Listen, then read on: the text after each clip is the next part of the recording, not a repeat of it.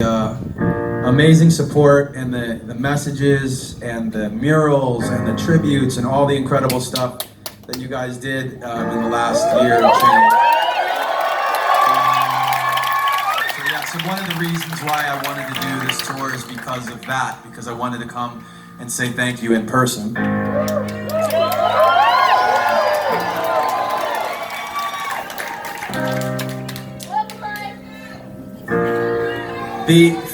Florida is a special place. Florida in general is a special place for me for a couple of reasons.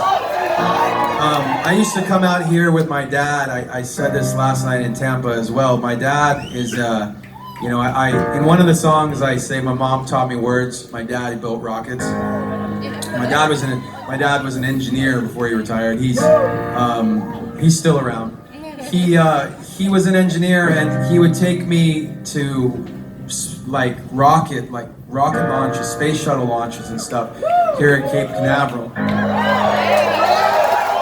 And I was really, really lucky to be able to do that. And I think that, part of that kind of his engineering, interest in engineering and the way he's kind of mathematical like that and organized and whatever, it's like something that probably influenced me a lot in the way that I do what I do. And the other reason that is, so I spent summers here once in a while when I was a kid. I loved it. The other thing is that with Linkin Park, when we did our first U.S. tour, we were driving across the country. I was driving we were in an RV because we wouldn't fit in a van. Joe's DJ rig was the size of a refrigerator. It didn't make a ton of sense why it was so big. And I was driving most of the time across the country, and we did our first show actually I think it was St. Petersburg, Florida. St. Pete? Oh, nice, cool. You weren't at the show, were you? Anybody at the... Wow, holy shit. You guys are old. Old like me. Thank you guys so much for sticking around for so fucking long. That's amazing. I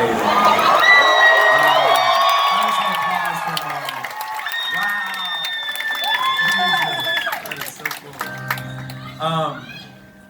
And yeah, I just have these really fond memories of driving, as the sun was coming up.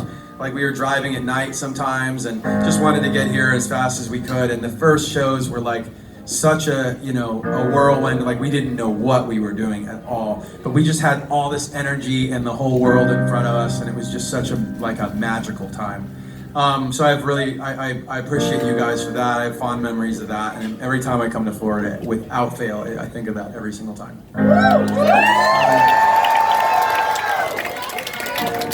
And yeah, in those days, Chester he was so crazy. Oh my God, he was so crazy.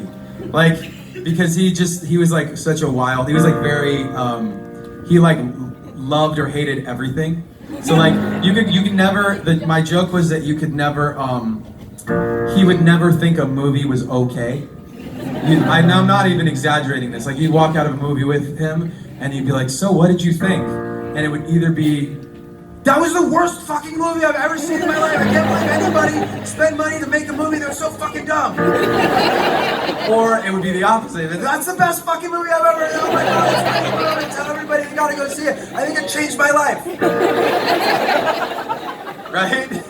I think you guys got a sense of that from just the way he was on stage and stuff.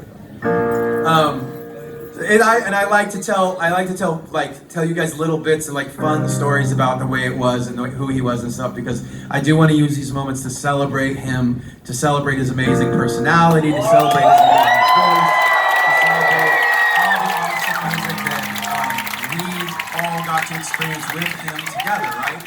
So make some noise for Chester as loud as you can.